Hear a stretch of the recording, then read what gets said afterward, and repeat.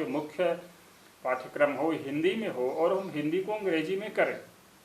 यदि हम हिंदी के किसी स्टोरी को, हिंदी के किसी कहानी को अंग्रेजी में कन्वर्ट करते हैं तो दैनिक जीवन में भी अच्छे से बोलचाल में अंग्रेजी हम समझ सकेंगे और अंग्रेजी हम लिख सकेंगे। लेकिन ये बात हमारे जो बहुत से कई 16 हमारे सदस्य होते हैं एनसीईआरटी में, वो सब IAS माने स्तर के होते हैं, बहुत पढ़े लिखे या बहुत बड़े वरिष्ठ पोस्ट पर होते हैं। उनके दिमाग में ये नहीं है कि हिंदी के बच्चे अंग्रेजी आपस में बोलचाल कर सके, अंग्रेजी में लिख सके, अंग्रेजी समझ सके, अंग्रेजी कर सके। उनके दिमाग में ये नहीं, वो अंग्रेजी का जनरल नॉलेज ले रहे हैं।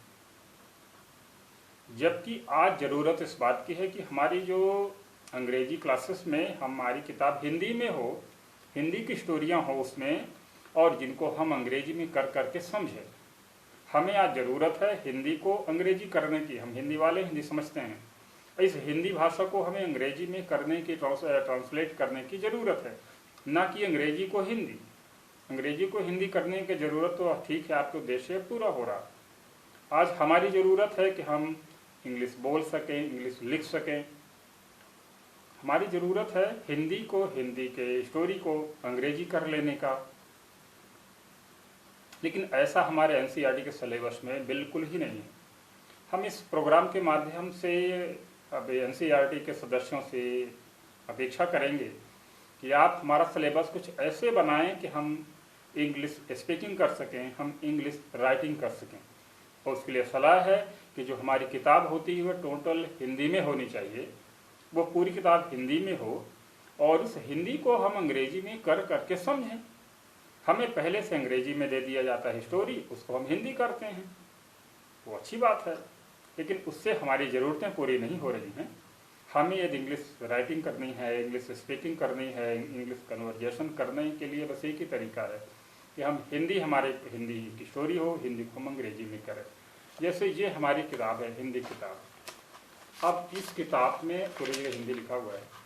अब इसके किसी लाइन को यदि हम अंग्रेजी करना चाहें तो हमारे लिए कठिन है, पर यदि हमारे पास कोई अंग्रेजी किताब होती है, यदि एक अंग्रेजी हो, इसमें कुछ लिखा हुआ तो हम हिंदी में समझ लेते हैं।